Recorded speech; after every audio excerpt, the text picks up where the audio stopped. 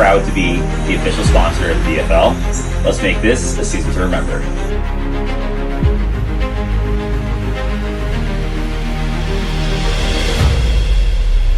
We are back. We are almost all the way through. A few more teams to go. We're going one team at a time. We're dropping 2 teams a day, which is pretty interesting. And right now we are up to the Ravens, brought to you by Square Advance. And not only is it the first time, the captain is the sponsor. So, Captain Ellie Siegel, and by the way, thank you so much for hosting the draft. It was absolutely magnificent. The spread was great. The atmosphere was great. The boys were great. Host, Ellie Siegel, great host. #1 host, really is. Great host. I can't disagree with you on that one. And also, Ellie Siegel has a big chip on his shoulder now. Yeah. He lost in the ship last year, and he had... Did he lose in the past 2 years, I think? I can't The Cowboys won 2 years ago. I think they beat him. So I know last year he had a lead. Maybe he lost in the semis to the Chiefs, and the Cowboys beat the Chiefs. I don't remember exactly how it went, but he hasn't won in a couple of years. And we all know how great Ellie is, and Ellie this year, some will say, won the auction, or won the... Yes, by being eighth overall. But he will say that he lost, because he said he didn't want that wraparound, but I think he traded out of it. He traded out of it. Traded out of it. But what I do think about Ellie Siegel, I don't remember the year, like 2021 and 2022 Ravens, they say it was one of the best teams ever. This offense that he's playing with this best ever. This is the best it's ever been with. It's okay. In this league. These guys, this is a wide receiver 1, a wide receiver 1A, and a wide receiver 1B. So I want you to tell me more about Danny Black Massery. Interesting bit, because when Siegel was picking at that spot where he traded... I just want to call out Siegel for a minute. He was by far and away the slowest drafter. I'll tell you why. Georgia Matute's on the board, okay? At this spot. Uruguay. Siegel played with him last year. Great connection. He missed the championship. Now, what does he do? Does he double down on Jojo? Double down on Jojo? Does he take Danny M? And he doesn't know anything about Danny M. He knows him, but I don't think he's ever played with him. He was in the league a couple years ago. Danny M hasn't played. Maybe he played, I don't know, maybe pick up ball and pick up ball and wherever he played, but he hasn't played in DFL in competitive football in a while. What does he do? This is what made him take Danny M. What I think. He looked at it and he said defensively, what I need a guy who I know can control the defense. Besides control, play line to line. Patrol the defense. Control the defense. That's why he went Danny M over Jojo. That's what I think. He needed a guy. He said. But then he went with guys that were, I would say, like you said, two-way type players. And listen, I can't speak for IG on defense because I don't really remember that if he was that great of a cover guy. But we all know, we said it quite a few times. Receptions. Morty is as good of a two-way player as you're going to get in this league. Double-digit sacks. Last year, the Siegel-Morty connection was real. It wasn't a fluke. It was weekly. Whenever Ellie was scrambling, Morty knew where to be, and he, in the open space, would juke, and he would spin, and he would do his thing. And it's funny. There's so many weapons on this squad. Escava, last year, when he filled in for Rocky after he got hurt, was a really good tight end. And we didn't even get to IG leading the league in receptions last year. Danny M on offense. And Danny M on offense. Here's what I think. You ready? 30 plus. This team, game in, game out, is scoring 30 plus. Yeah, they're hands down. They're a juggernaut. They're an offensive juggernaut. This team is scoring 30 plus. For sure. What they have a little bit, they're a little bit undersized. My call out is, do they have any weaknesses?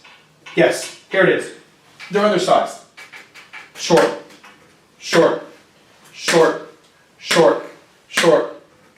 Only tall guy they have is this guy, he's regular. They have to go up on defense. Momo Shook, these guys are 6'2 plus.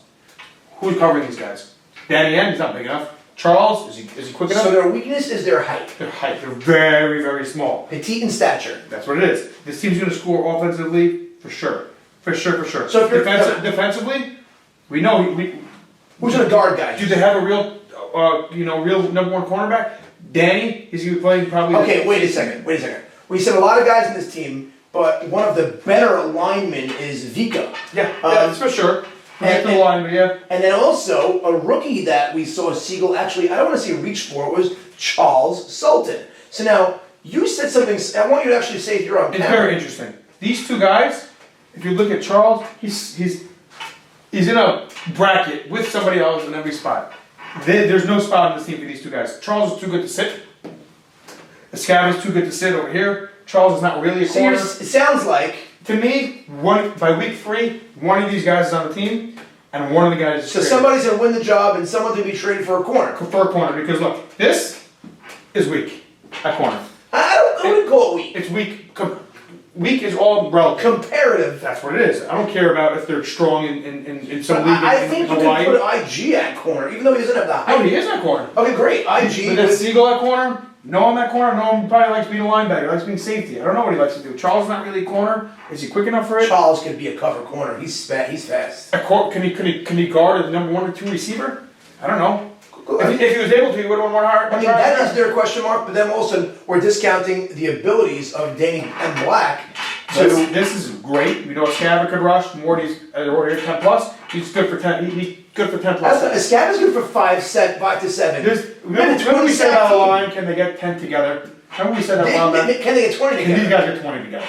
They could, but they don't need to because they're good enough. They might need 2 because of this. So, but then I'm telling you, because we mentioned it in one of the earlier teams. If these guys can get between 15 to 20 sacks on the year, their second corner doesn't have to be that great. Correct, because 20 sacks is 40 pressures. It means, or 50 pressures, which means that majority of the time that the quarterbacks are dropping back, there's pressure. That helps for sure. But that's why there's pressure. Like we said, the other team, they have good corners, can they get 10 sacks? This team, they need to get 20 sacks.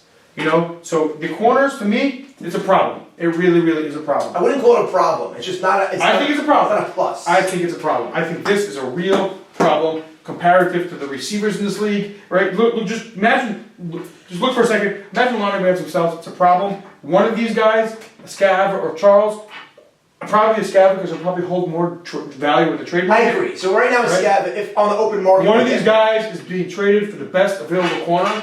It might be, I don't know who it would be, and then this way they'll fill this type of problem, and the other guy will just slide to the line, Charles will put a line, or put no one in line, whatever it is. One of these guys being traded for the best available corner, this is a problem. Now, it might not be a problem because of this. Because they're going to score 30 plus, they might just say, hey, well, you'll score, we'll score. So I'll tell you like this. I definitely understand your concern about their defensive stature, we'll call it. However, I also agree with you wholeheartedly on the amount of points they're going to put up, and you're not even giving Ellie the credit he deserves offensively. I don't think we need to talk about Ellie. We don't. Ellie is the best offensive quarterback in this league. But I'm telling you, Ellie, any league. But Ellie with Danny M, with Morty with IG, and whatever you have at defense, yes, it's going to be a high-scoring team. They're not going to give up more than they're going to be scoring. No, I think that's on most why. weeks. That's why this is a problem. But the reason why I said the fact that they're going to score 30 plus, you're going to see a lot of high-scoring games with this team because they're not going to be able to stop people consistently, but they're going to score very consistently. Great times. So you're looking at, remember that game of Chiefs Rams maybe 3-4 years ago, where every single Back time and forth. back and forth. That's what you're seeing. You're seeing Danny M over the middle, IG screen touchdown. 4 minutes later, it's tie game, and you're going to see crazy 32-28 scores, or even higher than that. Every time these times are out, unless they get themselves a corner and they trade one of these guys. I think they have so much ability, and I think they have so much depth that they can make trades for weaknesses. Right now, the way they're presently constituted, they are 100% a Super Bowl contender based on their personnel, based on what Ellie can do with this team. Again, there might be a trade looming, and a lot of this team might be a completely different look. You might see IG traded. You might see Escava traded. Because I know Ellie is eyeing other guys that he didn't get. And I know maybe he drafted guys to trade. I don't know. I don't think he drafted guys to trade, but I know he's friends with CZS, he's friends with Cox, friends with some feuds, maybe he's trying to get some of his friends. I think he's very happy with his offense. As he should be. I think the Escava Charles thing is what's expandable here. To me, for sure, they are a Super Bowl contender.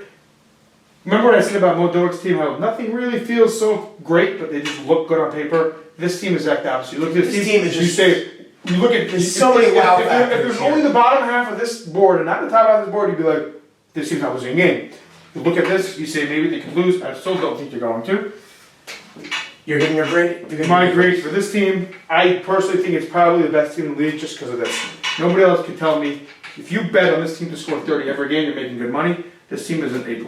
So you're giving me A+. I'm gonna give it a solid A, and the reason why I'm not giving it an A+ is because the concerns that you actually raised on the defensive end, but You know what, you're probably right. I shouldn't really change my grade like Dave Portner, you can't trade it. But you're right, I'm actually gonna go, because of these concerns, I'm gonna go A-, not even A, because this is a real concern. The reason I'm not so concerned about it to go lower than A- Because they is can- because they have the ability they to have do the offensive Right. offense to mask it, but this is a real problem to me. I don't think they're gonna be able to cover a lot unless Danny M is Superman, and these guys get 25 sacks. I This think is a Super Bowl contender, yeah, 100%. any given Sunday, a team like this in the championship game can win a game. So that's it. Yeah. Okay, there you go.